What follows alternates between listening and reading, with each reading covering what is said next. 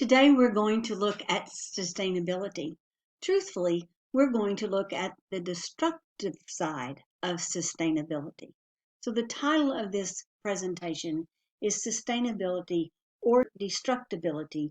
You be the judge. There are three sustainable propaganda topics that I want to talk to you today about. I hope you had time to listen to the Edward Bernays report from the Corbett Report, and you'll understand more what propaganda we're being fed so that somebody can get rich. So let's look at these. The three sustainable propaganda topics that we're going to look at today is global warming or climate change, also can call that chemtrails, LED lighting systems, and the mobile phones. Let's get started. Climate change, global warming, or geoengineering. The term geoengineering is used to describe activities specifically and deliberately designed to affect a change in the global climate with the aim of minimizing or reversing anthropogenic climate change. This was a definition presented by the UK House of Commons. Geoengineering is planetary scale environmental engineering. This is another term or definition by David Keith in January of 2001. Engineering the Climate, the Research Needs and Strategies for International Coordination report states that climate engineering, also known as geoengineering, can be described as the deliberate large-scale modification of the Earth's climate systems for the purposes of counteracting and mitigating climate change, better known as chemtrailing. These are chemtrails, and this is a town in the United States. Chemtrailing is not good. Unfortunately, been using us as their guinea pig to test and to use the chemtrails on. They do not know if it's good or bad. However, we do know that what's in the chemtrails is very harmful. In fact, it's poisonous. So let's look at the chemtrailing.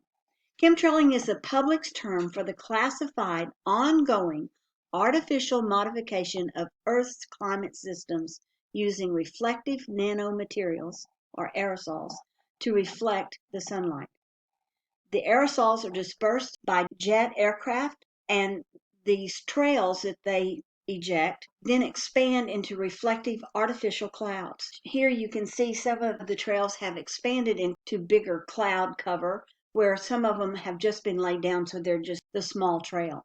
But it's not normal clouds. In this United States patent in 1975, we can see that powder contrail, it's called a powder contrail generation. And this was by the United States Navy, the Secretary of the Navy. In this patent for aerial obscuration or solar radiation management technology, the U.S. Navy is willing to ignore the essentials of contrail science to claim that powder is no different than water vapor, which I think everyone sitting in this room or hearing this can attest that powder is much different than any type of water vapor. So let's look at the patents that have happened in the past that have led to some of the things that we're dealing with now. In July of 1891, there was the method of producing rainfall. Now, if they can produce rainfall, they can stop the rainfall. These patents were presented as being used for good, but remember, they can always be used for evil. In April of 1920, the process and an apparatus for the production of intense artificial clouds, fogs, or mist. December 1932, atomizing attachment for airplane engine exhaust. May 1934, airplane spray equipment. Y'all, this is older than I am. Why? They were planning then to use these things. April 1951, process for controlling weather. How about that? April 1959, the generation of electrical fields. If you don't know anything about HAARP, HAARP, you need to look it up. It is literally creating electrical fields in the sky. And many times in the clouds, you can see these pulses. October 1971, weather modification method. December 1971, combustible compositions for generating aerosol. Y'all, that's just through 1971. And the list goes on. You can see these at geoengineeringwatch.org, and he's got a lot of things. Dane Wigington has this site, and he has a whole lot of information there that is very relevant to what's going on today. So I would behoove you to go there and check it out. At this point in time, there are absolutely no rules or regulations of the engineering or the climate remediation schemes that are proposed. There's no rules or regulations underway and ongoing. Nothing. They're not proposed. They're not underway. They're not ongoing. There's nothing to stop these people. Several countries, private individuals, corporations, universities, NASA, the U.S. military, and others are conducting these atmospheric testing and or geoengineering experiments every day around the world. However, they don't have our consent. They don't have my consent, but they're using us as guinea pigs. We're their lab rats. They know that what they're spraying in the sky is not good for anybody. It is very poisonous. So the Earth and the Earth's atmosphere are being used without public consent or knowledge in many cases as an experimental physics laboratory. Chemtrails equal conspiracy theory. How many times have you heard conspiracy theory? Well, I've got news for you. This is not a conspiracy theory. It's fact. So any one of you in here that would like to can put on your tinfoil hat, because many people consider chemtrails as being a tinfoil hat term, basically saying you're a conspiracy theorist. How can you be a conspiracy theorist when you're stating facts? The aerosols are dispersed by the jet aircraft trails that expand into reflective artificial clouds. And you can see here, there's how many of these aerosol sprays on this jet? 6 of them. There's a difference between the chemtrail and the contrail. The contrail will extend for miles and last for hours. It starts as a stream, and then it spreads out into a cloud. Where a contrail will last for a few seconds and just a few feet. It's not very big, and then it just dissipates. The chemtrails do not. Our skies are being destroyed. We have a before sky, a during sky, and you can see the cross hatching of these chemtrails, and then you can see how it disperses and it becomes more widespread, and the trailing kind of disappears. It doesn't totally disappear, but you can see the difference. Unfortunately, they have even renamed cloud patterns for these. Everybody will think they're normal. They're not normal. Earth itself is under no threat from global warming. The planet will continue to exist whatever we do to it. What is in danger is life on Earth, human life, and that of millions of other species, which are finely tuned to the climate. The risk is that of Earth's climate will be knocked out of balance to such an extent that life, as we know it, becomes impossible to sustain. In other words, we're destroying the Earth that gives life to us, to animals, to plants, to fish, to every living thing that's on it. Many of us don't even know about this, or we turn a blind eye to it, but we need to stand up and say no more. Geoengineering is responsible for these 5 different things and many more. But 1, weather manipulation, sky darkening, deforestation, air pollution, and soil contamination. Let's look at weather manipulation. The geoengineering is causing floods, droughts, earthquakes, tsunamis, violent storms, natural disasters, freezing temperatures, and abrupt changes in temperatures. One day it'll be very hot, the next day it's freezing cold. We always need to consider, where's the money? Where is this money trail? Follow the money. Let's look at who's benefiting from weather manipulations. Disaster insurances, banking, utility companies, property developers, drought and flood resistant crop productions, the GMOs, weather warfare weapons. This is literally what this is. It's weather warfare. They can see the sky and a country won't have rain. That is what weather warfare. Starve them out. Let's also look at air pollution. With air pollution, there is an increase of cancer, hay fever, seasonal flu, asthma, Alzheimer's, Parkinson's, multiple sclerosis, and autism. Who makes money from it? The pharmaceutical industry, because you have to have the medicine to get well, and also private health care. You go to the doctor, you have to pay for the doctor's visit, then he prescribes the medication. Many, many times, those doctors have no clue what's in those medications. They're just told to give it, and that's what they do. It is like no science to it at all. It's just a directive, and they follow that order. Here is a graph about the different types of geoengineering methods. One is the reflective aerosols from the airplanes. Another one is cloud seedings. Another one is space mirrors. If you don't know anything about space mirrors, you guys need to look up space mirrors. It is amazing what they've done with space mirrors. It's really scary. There's forestation, which they're planting forest. They are also capturing the CO2 from the air, and then they're storing that. They also have the CO2 capture from fossil fuels, and then they're storing that. And then putting iron into the ocean to fertilize the ocean. Is it really fertilizing the ocean, or is it killing the fish? How many times have you seen articles about all the fish that are washing ashore that are dead, and nobody knows why? Well, could it be that we're doing something wrong? Why are we messing up a system that God put in place that works? Why are we messing it up? And we are messing it up. The carbon dioxide removal is really a problem, in that we have to have carbon dioxide to breathe. If we don't have the plants and the trees to transform the CO2 or the carbon dioxide into oxygen, we don't breathe. The plants have to have this. The trees have to have carbon dioxide, but yet they're taking the carbon dioxide out of the air. Why? Why aren't we planting more plants, planting more trees? I do not understand. The chemtrailing that they're doing is causing trees to die off globally.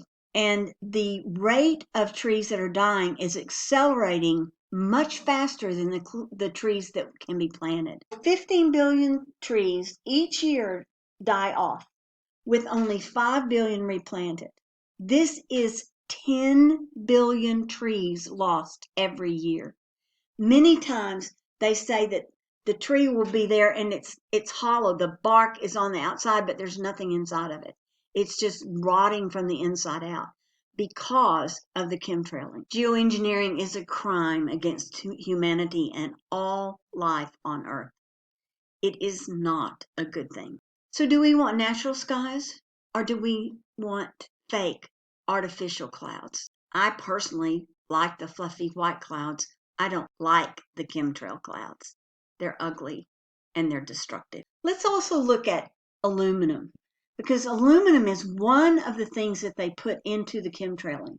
Aluminum is a poison.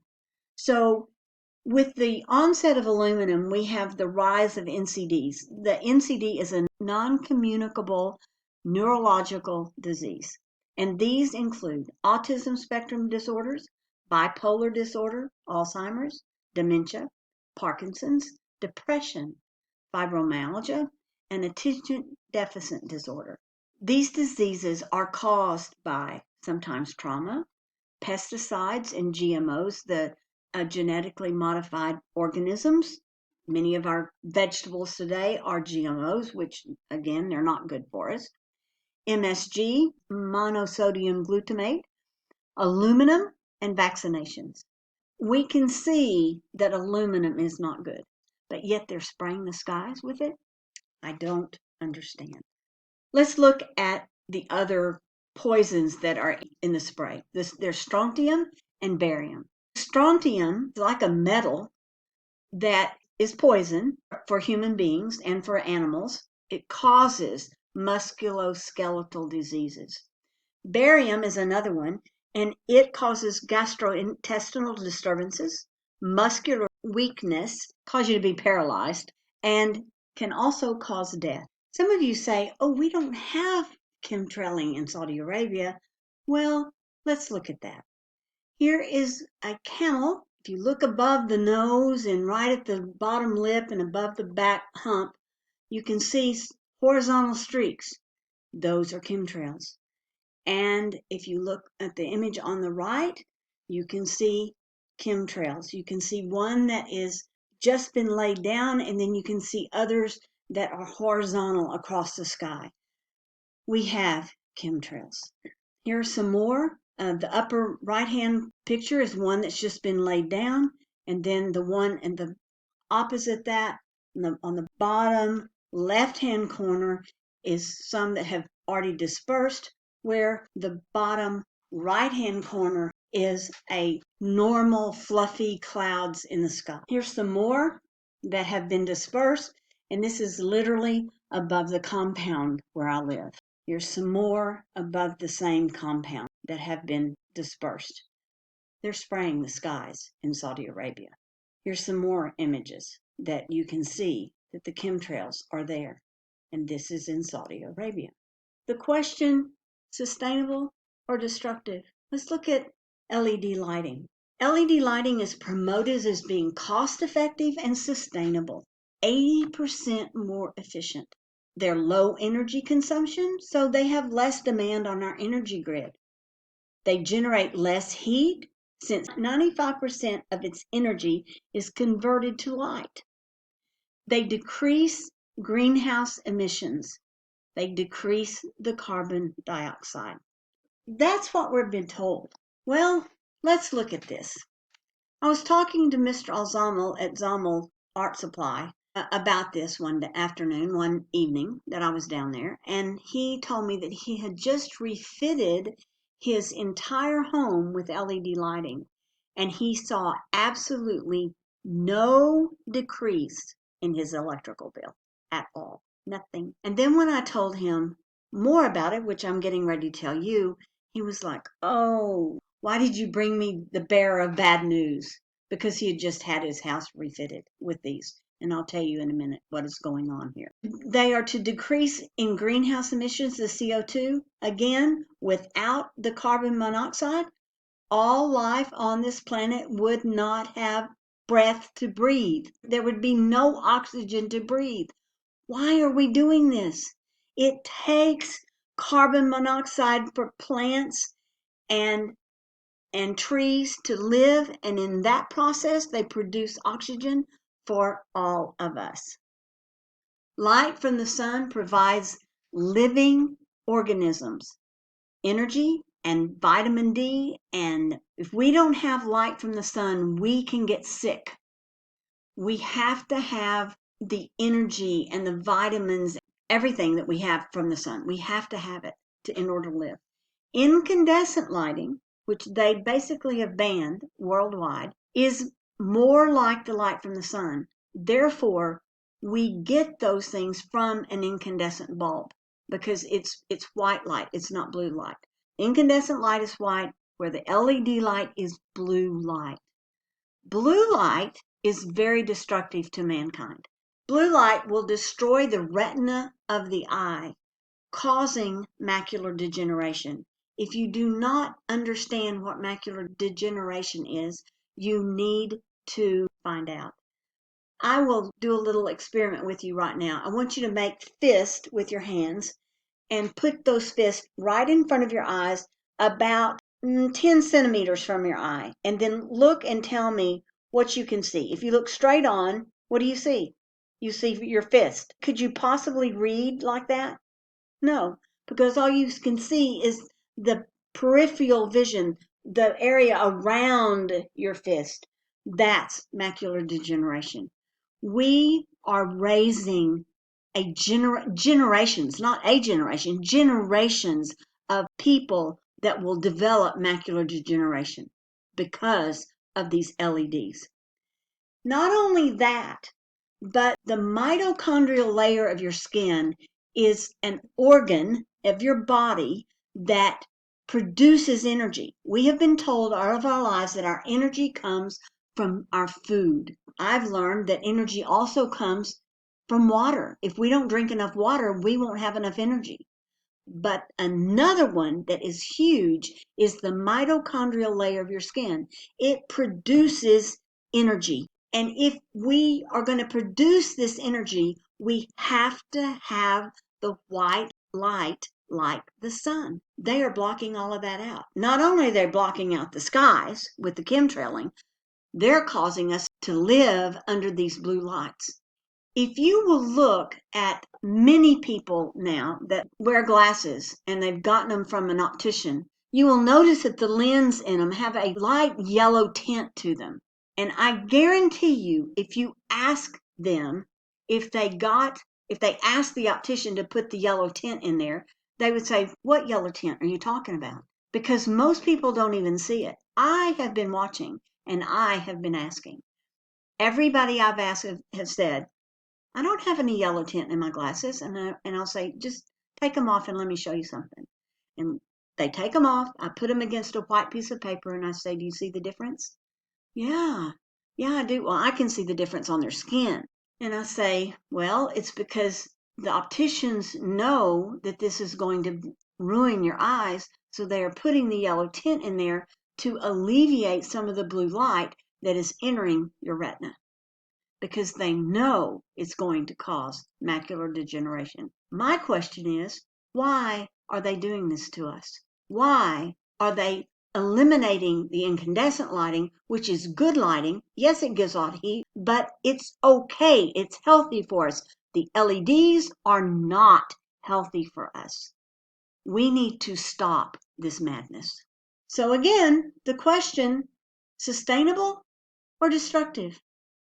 I see it as being destructive. I don't know about you. Let's look at the last thing, the mobile phones. Mobile phones and ear pods. We all use mobile phones. Have any of you been told about the destructive radiation that is emitted from your phone? Did the manufacturer include any type of warning in the packaging? What about the AirPods or the EarPods? Did they warn you about those at all, that they could be cancer causing? I doubt it. But we all want the newest and the best when it comes to cell phones or AirPods. We had plain old flip phones. Those are really the best ones. And then we have these smartphones. They're walking internet providers for us. We have everything we need on that phone. We can Google anything, answers to tests, anything we need. However, when we bought those or the EarPods, first of all, we had earphones that were wired to the phone, and then we have these wireless ones that are not so good for you. Did we think about our health? No. We just had to have the best and the prettiest and the most efficient, and we don't use half of the stuff on there, but we had to have it. Did we think about our health? No. Let's look at this chart, and this is from June of 2017. If you will look at the two blue lines on the left, the first one is about 1.5, the SRA value, which is the absorbable radiation for human beings. The regulatory limits for the USA is 1.5, USA and Canada. For the European Union, it's 2. Those are the highest it should go. I want you to look at these. Look at the BlackBerry. Look at the Nokia. Okay, we've got a BlackBerry, we've got a Nokia, we've got a Motorola, we've got an Apple iPhone, and we've got another one that I don't know what it is. I want you to look at this. Look at how high those are. And this is, the blue says SAR level when regulatory tests done with distance between the phone and the body. SAR level when tests done with phone in contact with body. So if you're holding the phone away from you or you're laying it down on the table and you have the speaker on and you're talking into it, you're safer. But if you've got it up to your head, you're not safe. And many times you're not using that phone for 5 minutes or 2 minutes. You're using it for 15 and 30 and 40 and an hour. So what is it doing to our brains? What is it doing to us? Is there a safe cell phone? No, there is not a safe cell phone. First of all, you need to know where the antenna of the phone is located. In the old flip phones, we knew where the antenna was. you could see it. But in our new smartphones, we don't know where they're located. Every single one of you need to find out where the antenna is located. And sometimes it's hard to do because there's more than one antenna, and I'm going to show you that in a minute. The antenna end of the phone should be pointed away from your body, especially your thyroid, your breast, pointed away. Even your head, it should be pointed away from your phone. Unfortunately, many times the antenna is on the same end as where the sound comes out. When you can't hear, what do? You put that up to your ear. Well, it's just forcing the radiation into your head. It's important for you to keep the antenna away from your body is because that antenna is constantly pinging to find a cell tower. When that phone is on, that thing is pinging to find a cell tower. Ladies, you have it much better because you can carry your phone. You're not using it in your purse and it's away from your body. But men, where do they put it? In their shirt pocket. Unfortunately, this habit is causing men to develop breast cancer. Is it good? No, it's not good. But have they warned us? No, they haven't warned us. Like I told you before, the antenna locations are very important. However, in the phones, we have different types of antenna. You have internal and external. They're different places on the phone. You need to look up your phone and find out where the antenna are. I've seen some of them, they're on all four sides of the phone. There's no getting away from it. So is there a phone that is safe? No, there's no phone. AirPods are AirPods. I want you to look at this from March of 2019, a year ago. Are AirPods dangerous? 250 scientists signed petition warning against cancer from wireless tech, including the trendy in-ear headphones. In 2018, Apple sold 29 million pairs of AirPods. These tiny wireless Bluetooth headphones fit into the ear canal. These 250 scientists from over 40 different countries have signed a petition to the World Health Organization and the United Nations to warn against radio wave radiation from Wi-Fi, Bluetooth, and cell data. That includes your phones. The close proximity of AirPods to the brain and inner ear may raise cancer risk. And guys, it's not about the tests that they do on them. It's about how long you put them in your ear. So all these people that you see walking around with these things hanging out of their ears, check back on them in 10 years and see if they don't have brain cancer, because that's where it's headed. Nobody is warning us. No one. And I can even say that about the 5G cell towers that are going up, because that is microwaves. What do microwaves do to us? In fact, the cell phone and the earpod all run on microwaves. What does a microwave do? It cooks food. It is cooking us. You need to be careful and be aware. So no cell phone or set of AirPods is safe. The amount of radiation absorbed is dependent upon the length of usage.